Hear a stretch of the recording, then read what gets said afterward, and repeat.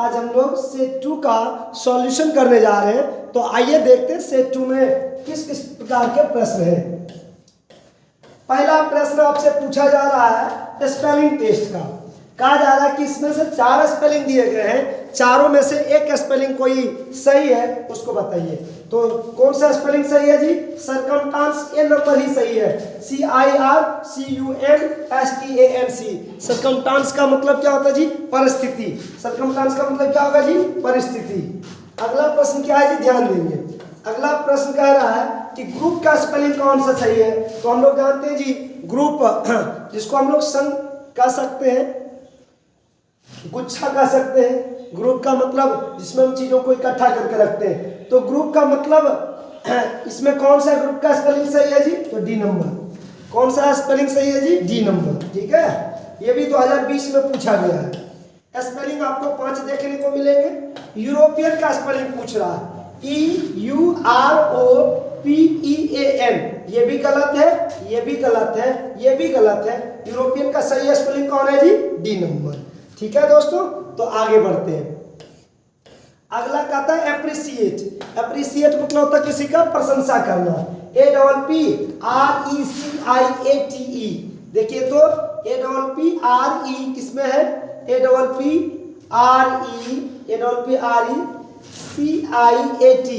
CIAT नहीं है, CIAT नहीं है। APPRECIAT,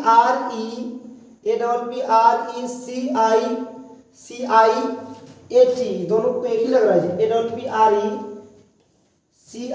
APPRECIATE, दोनों तो एक ही है जी। तो दोनों में से आप किसी को भी मार दीजिए जी, दोनों में दोनों सही है, दोनों का स्पेलिंग एक ही है। ठीक है, चलिए। अप्रिशिएट मतलब होता है जी प्रशंसा करना। अप्रिशिएट मतलब प्रशंसा करना। बफेलो का स्पेलिंग पूछ रहा, BUFFALO। सही ऑप्शन सी नंबर है हमारा, भैंस होता है जी। अगला कह रहा है, याद करिए, सारे धरोहरों के नाम के पहले क्या लगाते हैं जी? Article the. सारे धरोहरों के नाम के पहले क्या लगाते हैं जी? Article the. तो इसमें क्या लगेगा जी? Article the. अगला कहता please give me cake that is on the table. कहता मुझे वही वाला केक दीजिए जो टेबल पर रखा गया है, मुझे वही वाला केक दीजिए जो टेबल पर रखा गया। तो ये क्या हो गया जी? खास। क्या हो गया जी? खास। कौन वाला केक दीजिए? जो टेबल पर रखा हुआ। तो जब कभी भी कोई नॉन खास हो जाता है तो उसमें आर्टिकल द का प्रयोग हम लोग करते हैं। ठीक है दोस्तों, तो यहाँ 7 का सी नंबर सही है। आइए दोस्तों अगले प्रश्न की ओर। अगला 8 नंबर क्या कहता है? He has come without umbrella. Umbrella को जरा लिख के देखिएगा तो इसका वॉवल साउंड से उच्चारण होता, अ आ हर्षई दीर्घई हर्ष दुर्गाओं के बीच से जिसका उच्चारण हो उसमें एन का प्रयोग करते हैं। Without an umbrella, without an umbrella. हम लोग ये बात भी जानते हैं कि सारे नदियों के नाम के पहले आर्टिकल द का प्रयोग करते हैं। सारे नदियों के नाम के पहले आर्टिकल द। तो पहला वाला में द भरेंगे, अब दूसरा वाला में क्या भराएगा? छोड़ दीजिए। पहला में हमको द इसमें है नहीं है, पहला में द भर रहा नहीं है।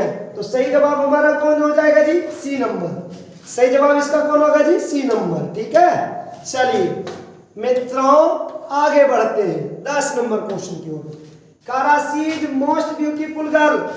अब आप लोग जानते हैं कि सुपरलेटिव डिग्री का पहचान 2 है, या तो आगे में मोस्ट लगा होगा या तो अंत में EST लगा रहेगा। सुपरलेटिव डिग्री के पहले आर्टिकल द का प्रयोग करते हैं। सुपरलेटिव डिग्री के पहले आर्टिकल द का प्रयोग करते हैं, तो इसमें क्या लगेगा जी? The. She is the most beautiful girl. ठीक है जी, चलिए अगले प्रश्न की ओर बढ़ते हैं। I banged my toe on the floor. तो टो का यहाँ सही स्पेलिंग हो जाएगा जी ये टो। ठीक है जी। अब choose the odd one out. 4 option दिए गए हैं। जब कभी भी आपको ऑड वाला बोले ना तब पक्का ऑड मतलब उसमें अलग कौन सा, अनोखा कौन सा है। 4 गो में से 3 गो जो होगा एक जैसा होगा और एगो अलग जैसा होगा। तो वुमन हो गया एक महिला जो फीमेल होगा, गर्ल भी अपने आप में एक फीमेल हुआ, लेडी भी अपने आप में एक फीमेल पर्सन को डिनोट करता है। मेल जो है वो एक मेल हो गया, इसलिए ये तीनों तो एक समान है जी, स्त्रीलिंग। और ये इसमें एक क्या हो गया, पुल्लिंग। तो आपको कह रहा ऑड मतलब इसमें चारों में से अलग कौन है, तो तीन को एक जैसा है और ई वाला अलग है, तो इसका सही आंसर क्या हो जाएगा, मैन। चलिए, द यूएसए एक क्या है जी, डेमोक्रेसी है। अब एक एन नहीं लगेगा जी, अब डेमोक्रेसी जो है लोकतंत्र, तो हम लोग जानते हैं कि डेमोक्रेसी एक अपने आप में एब्स्ट्रैक्ट नाउन है, उसके पहले कोई आर्टिकल आप लगा नहीं सकते हैं, तो इसमें सीधा सीधी क्या हो जाएगा जी, the USA is democracy, sorry ठीक तो है, इज अ डेमोक्रेटिक कंट्री देता तो ठीक रहता है। यूएसए एक लोकतांत्रिक देश है, USA is a democratic country, लेकिन चलो कोई बात नहीं, नोन के रूप में पूछा है, एन आप लगा नहीं सकते क्योंकि डेमोक्रेसी अपने आप में एक एब्स्ट्रैक्ट नोन हो गया, तो इसमें सही होगा यूएसए इज डेमोक्रेसी। ठीक है जी, अब डेमोक्रेसी अपने आप में नोन हो गया जी, चलिए ठीक है, डेमोक्रेसी इसमें चलेगा। चलिए अगला है जी, the child was leaking. Leaking का मतलब होता है चाटना, बच्चा जो है वो चाट रहा है। अब क्या, आइसक्रीम को आप गिन नहीं सकते, ध्यान रखिएगा, एक पीस आइसक्रीम हो सकता है। अब मान लीजिए आइसक्रीम को गिन लीजिएगा, जैसे हम नोच लेंगे ऊपर से आप दे देंगे तो भी आइसक्रीम है नहीं होगा जी, तो आइसक्रीम को गिना नहीं जा सकता, तो उसमें एन नहीं लगा सकते, मेनी नहीं, ए नहीं, तो सही जवाब होगा हमारा ए नंबर वाला, ice cream. The child was leaking ice cream. अब अगला 15 नंबर सेम क्वेश्चन है, चूज द ऑड वन, इसमें से अलग कौन सा है। तो देखिए ये भी जानवर है, लायन, शेर, लियोपार्ड, तेंदुआ, फॉक्स, लोमड़ी, सब अपने आप में जानवर हुआ। पीजन मतलब कबूतर, एक पंछी है, तो अलग हो गया, तो मार देंगे सी नंबर। अच्छा, डॉग जो है वो क्या करता है जी, भौंकता है। भौंकना मतलब वही चिल्लाना जो, तो भौंकना का अंग्रेजी बार्क। और यहाँ एक कुत्ता है, तो हम लोग जानते हैं कि जैसा सब्जेक्ट वैसा भाव, सिंगुलर सब्जेक्ट के साथ सिंगुलर भाव, तो बार्क ए वो कुत्ता, इसलिए बार्क में क्या लगा देंगे, एस, B5। अब अगला प्रश्न कहता है, C be very tired after this long journey. अच्छा, सी के साथ सेल नहीं लगेगा, नीड नहीं, नीड से लगाते चलता। हैड बेटर तो अलग ही बात है जी, हैड बेटर के साथ हमेशा 2 भी बनाता है, जो है नहीं, तो इसमें सही जवाब क्या होगा जी, विल। वह जो है ना थक जाएगी एक लंबी यात्रा के बाद। आइए अब कहता है ये वाला लास्ट में चिन्ह लगा रहे हैं ना, तो आप समझ जाइएगा उसमें एक ही चीज भराएगा, में। यदि लास्ट में ये मार्क ऑफ एक्सक्लामेशन दे देना, तो आप क्या भर दीजिएगा, मॉडल में भर दीजिएगा। ठीक है, कहता आपको टैक्स भरना चाहिए, आपको टैक्स भरना चाहिए, तो आपको क्या दे रहा, सलाह। और सलाह देने के लिए हम लोग दो का प्रयोग करते हैं, या तो शुड का या तो आउट टू का, या तो शुड का या तो आउट टू का। और एकदम स्ट्रॉन्ग सलाह देना कि नहीं करने चाहिए ये वाला तुमको, तो उसमें मस्ट लगाते हैं। तो सबको टैक्स भरना चाहिए, ये नैतिक बात है, तो उसमें क्या लगाएंगे जी, आउट टू लगाएंगे। क्या लगाएंगे, आउट टू।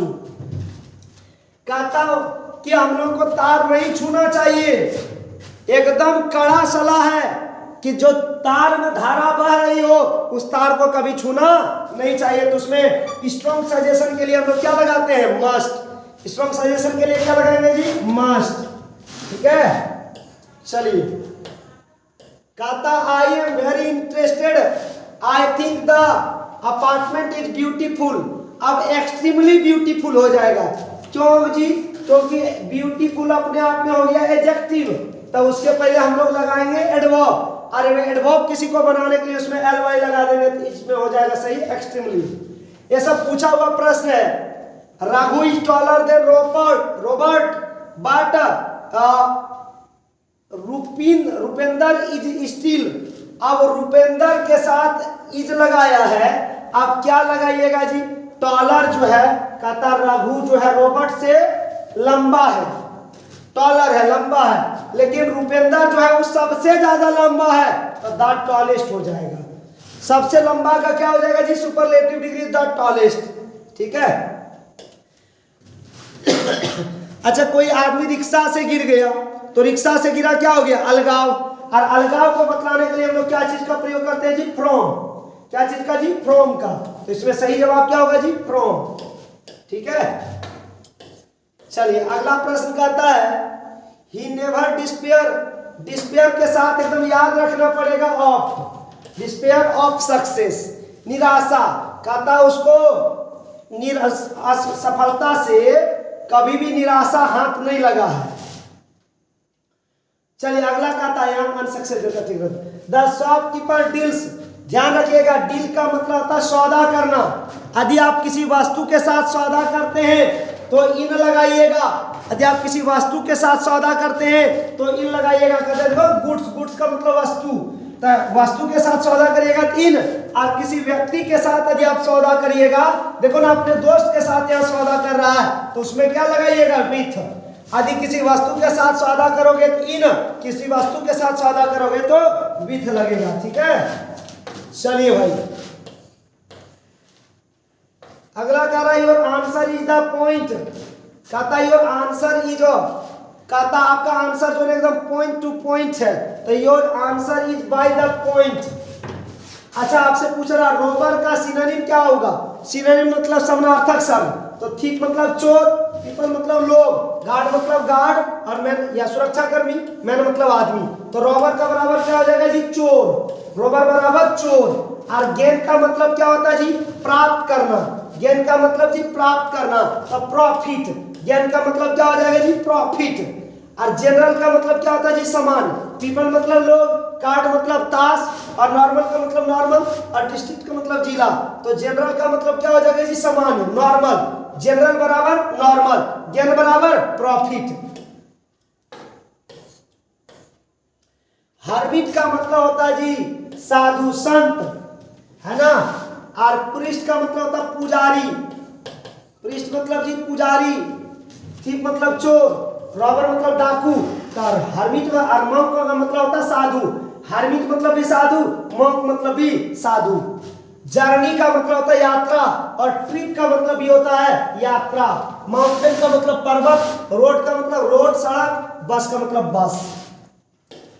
और डार्क हॉर्स का मतलब क्या होता है जी, कि एक अप्राश्चित विजेता, मतलब कहता है फ्रंट रनर, एक वैसा व्यक्ति जिसे हरा नहीं सकते, उसी को एक फ्रेज है।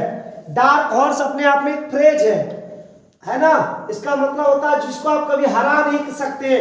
कहता आप फ्रंट रनर, फ्रंट मतलब होता है सामने से, और रनर मतलब होता है दौड़ने वाला। जो सामने में दौड़ने वाला रहता है वही तो विजेता होता है जी। जो सामने दौड़ने वाला रहता है उसी का नाम क्या होता है, विजेता। तो इसमें सही जवाब होगा फ्रंट रनर। सैक्रेड काउ का मतलब क्या होता है जी, सैक्रेड काउ का मतलब होता है एक ऐसा व्यक्ति जिसकी आलोचना आप कभी नहीं कर सकते। सैक्रेड काउ का मतलब होता है एक ऐसा व्यक्ति जिसकी आलोचना, आलोचना मतलब क्रिटिसाइज, उसकी बुराई आप कभी नहीं कर सकते। तो अ पर्सन, यह पर्सन गलत लिखा, a person never to be criticize, मतलब एक ऐसा व्यक्ति जिसकी आप आलोचना कभी नहीं कर सकते, क्रिटिसाइज नहीं कर सकते। तो सही जवाब होगा ए नंबर। ठीक है। चलिए अगला प्रश्न क्या कहता है, a wild wood chase. Wild wood chase का मतलब क्या होगा, तो a desperate effort, a useless. कहता है एक ऐसा, अ वाइल्ड वुड चेस का मतलब होता है एक ऐसा प्रयास, निरर्थक प्रयास, सीधा कहें तो निरर्थक प्रयास, बेकार का प्रयास। तो अ बेसलेस एफर्ट क्या होगा जी, अ बेसलेस एफर्ट मतलब एक निरर्थक प्रयास। ठीक है। क्लोज शेप का मतलब होता है बाल बाल बचना, बाल बाल बचना, ये सब टेस्ट में रहेगा, बाल बाल बचना। क्लोज शेप का मतलब क्या होगा जी, बाल बाल बचना। तो बाल बाल बचना को अंग्रेजी में क्या कहेंगे, narrow escape from the danger. Narrow escape मतलब बाल बाल, और फ्रॉम द डेंजर मतलब डेंजर से बचना, खतरे से बचना। ठीक है। चलिए अगले प्रश्न की ओर। A close fisted person. Close fisted person का मतलब होता है कंजूस। क्लोज फिस्टेड पर्सन मतलब जी कंजूस। तो आप क्लोज फिस्टेड पर्सन का मतलब माइजर। माइजर का मतलब भी क्या होता है जी, कंजूस। माइजर का मतलब क्या होता है जी, कंजूस। अच्छा, आपसे पूछ रहा है एक किताब है the God of small things, ये किताब किसने लिखा? तो इस किताब को गॉड ऑफ स्मॉल थिंग, अरे गॉड को पकड़ के धकिया दिया कौन? अरुंधति रॉय। गॉड को पकड़ के धकिया दिया कौन? अरुंधति रॉय। ठीक है, धकियाना से धत्ती। अब ये कुछ यहां से किताब के प्रश्न है। The English language is much younger than, अंग्रेजी भाषा किससे किससे ज्यादा नया है जी? तो वो लैटिन से भी ज्यादा नया है जी, ग्रीक से भी है, पर्शियन से भी है। तो इसमें हो जाएगा ऑल ऑफ दीज। 2019-20 2 साल पूछा है all of these. Both the name of country England and the language English are not, कहता है देश का नाम इंग्लैंड और भाषा का नाम इंग्लिश जो है वो इंग्लैंड वालों का नेटिव नहीं है। नेटिव का मतलब होता है अपना, मूल, अपना या मूल। वो इंग्लैंड के लोगों का अपना नहीं है, वो तो एंग्लो सेक्सन ने नाम दिया ना। अच्छा, जर्मनी के इन्वेडर को क्या कहा गया? यानी कि जर्मनी से आए हुए आक्रमणकारियों को क्या नाम दिया गया? अच्छा, सेक्शन कहा गया। क्या कहा गया? सेक्शन। और ये बात किसने कहा? नेटिव ऑफ इंग्लैंड, यानी कि इंग्लैंड के मूल निवासियों ने। नेटिव ऑफ इंग्लैंड का मतलब इंग्लैंड के मूल निवासियों ने।